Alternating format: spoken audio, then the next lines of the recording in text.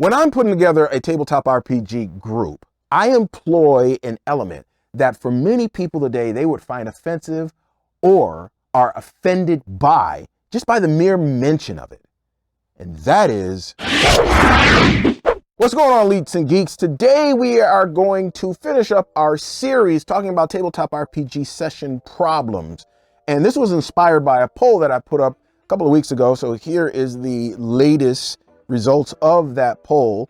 And we talked about the player disengagement. We talked about bringing in outside drama. We talked about being late. And there's other problems that you can add on top of that. I mean, one was like just showing up, all the rest of these things.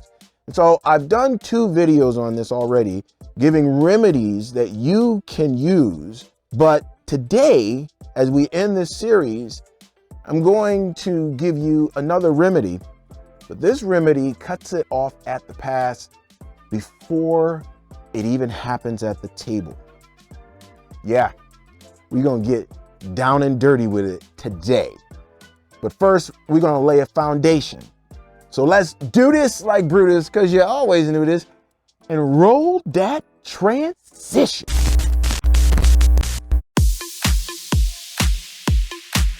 Now, this process I'm about to talk about is important and exists because you're not just adding someone to a tabletop RPG group.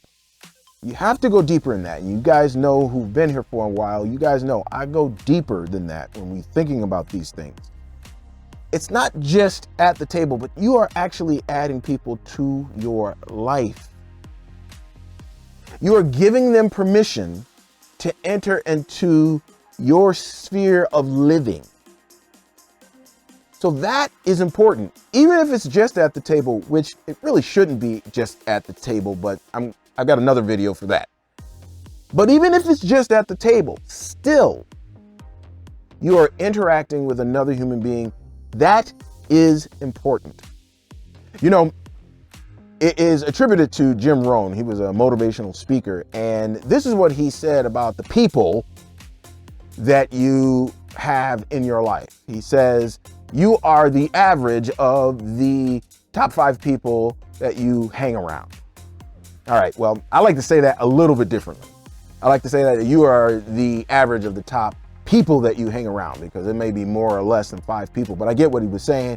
He was using 5 as kind of like this mid number. That's a pretty good number, actually. And these people are going to influence you. And if they don't influence you directly, they'll be doing it indirectly. And if they are bad examples and bad actors who are at your table, then that is what you are going to get at that table. And it's going to affect everyone at the table. I like what it says in the Bible. And y'all know that's where I live. If you can't handle the Bible, then, well, this is probably a place where you can click off. In the Bible, 1 Corinthians 15:33, this is what it says. Do not be deceived.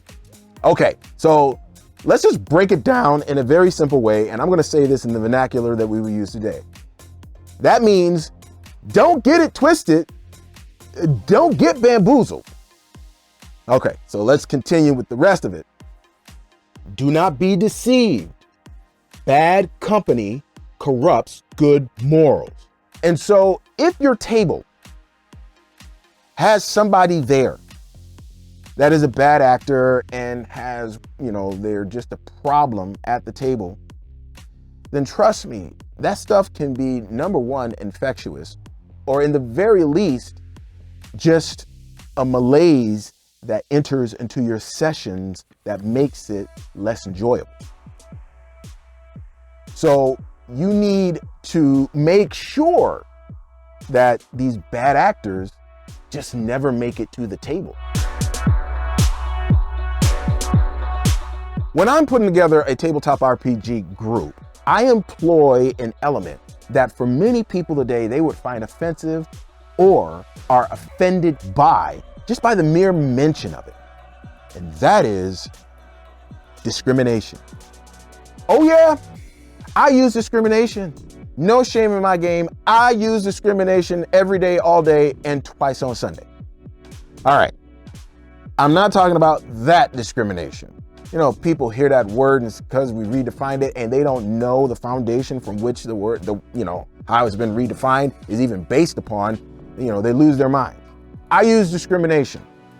What I'm talking about is standards, discernment, protecting the integrity of the game and of the table. That's what I'm talking about. But let's go ahead and let's look at a definition of the word, just so we're all on the same page and you know exactly what I'm talking about. Discrimination means to distinguish, to observe the difference between, to select from others. That's the type of discrimination I'm talking about when it comes to the people who are going to be at your table, or if you are putting together a group. So you have to use discrimination. It's a necessity. If you want to head this stuff off at the pass that we're talking about, these problems that'll be at your table, and if you don't want to have none of that stuff, then you need to use discrimination and you need to use it heavily. Though this method or process works effectively every time that you use it, it just will not work for everyone. You have to be a certain kind of person in order to use this effectively and correctly. Number one, you have to be a person who values their time. I've mentioned this several times when discussing the RPG Elite philosophy. RPG Elites value their time. So this applies to a couple of different qualities, but really what comes to mind is RPG Elite quality number 7. I mean, we get together to play the game. We're not here to talk for an hour and a half and waste all that time because everybody wants to socialize and talk about something else. We ain't there to do that. We value our time. We are here to play the game. Yeah, there's some other things like game things and stuff like that. You can take 15, maybe 20 minutes to talk and discuss those things. That's fine. But I'm talking about, there's been sessions where it's 2 hours in and nobody, or an hour and a half in and nobody has, we haven't even started the game. That's just wasting time. Now, the second aspect or quality that you need to have in order to use this process is you have to value relationships. Again, it goes back to what I said earlier. Bad company corrupts good morals. And if I got bad company around me, okay, then I don't, number one, waste time. There we go again. I don't want to waste time with these cats. I want good relationships because I value my relationships and I value the connection that we're going to have at the table. And so if this person is going to be an issue and a problem, all the rest of that, okay, I don't want them at the table. I want to form relationships with them. I want to form, even if it's just at the table, I want to form a good gaming relationship with these people. Let's connect together so we can all be going in the same direction when we sit down at the table instead of everybody going in 5 different directions or whatever. Nah, we need to go in the same direction when it comes to the foundational reason why we are here and also interacting with one another. So you got to value your time, you got to value relationships, and you just have to have a certain kind of personality in order to implement this. And you're going to find out why that is the case as we go through the 4 steps of, let's just call this, for the lack of a better term right now, because I haven't really given it a name, let's go for the RPG Elite vetting process. Let's kick it with step number 1. So the first step is that you need to be part of the Leet Squad. And I'm talking specifically in my case. For you, we'll get to that in a second. But the Leet Squad is the place where I go to get new people that may want to play different games and all the rest of that stuff. Why? The first reason is because they already understand the RPG Elite philosophy. They get it. They are dialed in, they know what's up. And so I don't have to explain things. So basically what that does, it saves me time. Oh, well, there we go again. I value my time. I don't want to be looking around the internet for strangers. Nah, I ain't doing that, okay? So I have cultivated a list of hundreds of people that I can go and ask if somebody would be interested. And guess what happens? Some people respond, and then we go on with the rest of the process. So for me, they have to be part of the Leet Squad. Now let's get to you. Now, how would you do this? Maybe they have to be a part of your contacts in your phone. Maybe they have to be part of a certain Facebook group that you're like, yeah, I want to pick from these guys. You know, you trust those guys, at least to that extent, to start the process.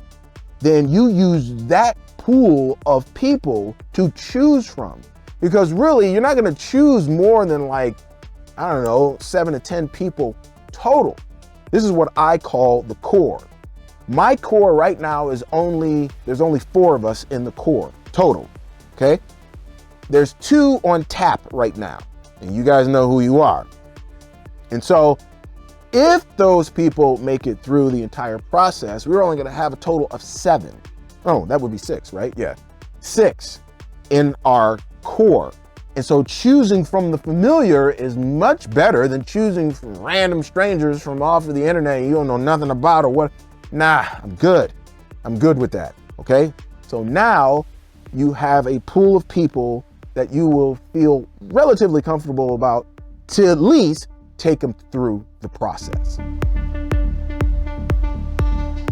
The next step in my 4-step process is the interview. Now, many of you people already do it. Kudos to you guys. It's a smart thing to do.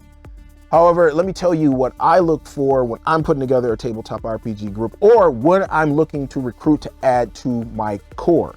I look for certain answers to questions that I have. And it might be different for different people, but there are some certain questions that I ask for just about everybody. But I'm not only looking for that. I am trying to get a feel and a vibe here because I don't do like email interviews or have you fill out a form. I don't do that. I need to talk to you. So that means either via phone, but normally that means online via something like our Element chat server that we use. And that's normally the case because it's just for Leet Squad members. Or if you can't do that, maybe you can do it face-to-face, which is even better. Now, here's something that I do that I really suggest that you do. There's somebody that you play with all the time, or you have, a couple of people who are already part of your core by kind of de facto. Have them come into the interview. Whenever I get ready to do an interview, I always tell the core members, yo, I'm going to do an interview on this day and that day. Can you show up? And if you can, great. Because those are the people that they're going to be playing with if they make it through the process, and their input matters, or it should matter. And they are invited to ask questions just like me. I might be spearheading the thing, but I want them to be a part of this entire process from here on. So interviewing, asking questions, getting a vibe and a rapport, and having other people in your core do the same thing. Just to give you a quick estimate here, about 70 to 75% of the people who go through our interview process don't make it. So let's say you got 10 people, 7 of them are not going to make it. That eliminates 7 of them. It just happens, man. There's a lot of different reasons why that is the case, but that is a rough estimate and average for us, that the vast majority of people just don't make it past the interview process. The next step in the process are tryouts. So if you've made it through the interview process, we're getting ready to hook you up with everything you're going to need for your tryout. So normally what we do, we'll put together a PDF of a game that we've played or that we haven't played. Maybe it's going to be a brand new experience for everybody, but we'll get you that. Now, if you already have the game, that's great. Then all we really need to do is get you your pre-generated characters, because it's always a pre-generated character, always. There are no exceptions. You're not bringing in a character that you created. That's not happening. It is a pre-generated character that you will get to choose from. Now, we'll give you more than one for you to choose from. Now, if you have multiple people who are going to be at the tryout, and we do that too, we'll have multiple recruits at a tryout. We've done this before. Then everybody gets to pick from the same pool of pre-generated characters. But everybody has to have a pre-generated character. Now, you will get this ahead of time, and we're going to set up a date, and you're going to have plenty of time to go ahead and go through things, look at your character, all of that stuff. After that, we're going to have the tryout, which lasts hour and a half, 2 hours max. In this will be one of the core members who's going to be running it and another core member who is going to be playing. So there will always be 2 core members in the very least that will be a part of the tryout. Sometimes there's more, but no matter what, there will always be 2 members of the core who are going to make it. Now, when it comes to this part of the process, it's normally about 50% who don't make it through this. So if we keep going with this 10 people that we've been using, so 1.5 for the 3 people that are left, so maybe 2 or maybe 1, somewhere in there, but always somebody doesn't make it from this tryout, always. The 4th step in this process is a full session. So this is a little bit different than a tryout. It might be the same game, it might not be the same game that they had in the tryout. That's number 1. What's the same is that they will always get a pre-generated character in a full session. But this is the session where most of the core will be there because it's a session. They may not have been able to make it to the interview or the tryout, but they'll make it to a session. And so I let them know, yo, we got to recruit, got this character coming in, they're going to play this character, and they'll know they'll need to be in a little bit of evaluation mode while they are playing. Then we play our normal session, 4 hours, 4.5 hours, 5 hours, just depends, somewhere in there, 4 to 5 hours. And then we're going to thank them, and then we're going to go talk behind their back. Now, here's the standard for joining an RPG Elite table, our RPG Elite table at least. It has to be unanimous. Out of all the core members who were part of the process. So from interview to tryout to full session, whoever was a part of that process, they get a vote. And we have to be unanimous in adding them to the core. So now you could see why it might be just a little bit difficult to be added to our table. But the one thing that we've done throughout this process is we vet it like a mad dog, because we don't want those problems that I talked about in the poll. So there are 2 exceptions where this process would not come into play. And the first one I kind of already mentioned, which was people who are already been grandfathered in. I mean, you know, those cats you've already played with, you played with them for a while. They're in your core already. So those people, you're not going to take them through this process, obviously. You're just going to use them. They're going to be part of the decision process. So that's one exception. The other exception are new players. New players are an entirely different ball of wax in how I handle them. So that is going to have to wait for another video, because that process is, like I said, totally different. All right, if you got any value out of this video today, could you do me a solid, please? Could you give me a little bit of YouTube algorithm love and crush that like button? Also, if you want to stick around here, I come out with videos every Tuesday, and I do some other stuff on the channel too. You might see something pop up over here, something pop up over there. You know, I'm busy, y'all. I'm trying to do my thing. I'm trying to work it like DJ Funk. So, if you don't want to miss any of that, hit that subscribe button and that notification bell. All right, let's get to the question of the vid. Now, I have explained my process, which we, again, will call the RPG Elite Philosophy vetting process. Whatever, method, you know, doesn't really have a name, but that's just the process. The RPG Elite method, whatever. Question of the vid is this: what is your method for vetting players to join your table? What's your method? How do you do it? Do you not have a method? Do you have a method? Let's get some engagement going down in the comments below. I like to see what you guys do, because you guys might have something I'll be like, oh, I'm stealing that. Ain't no shame in my game. I'll steal stuff in a heartbeat if it works. So let me know down in the comments below. All right, that'll be it, y'all. That means I gotta go. I gotta do my snagglepuss. So exit, stage left. You got a game going on this week? Happy gaming, y'all. I pray it is an RPG Elite session. In the meantime, between time, take a look at this video right here. But me, I gots to go do my thing. Peace. 5,000 leets. I'm gone.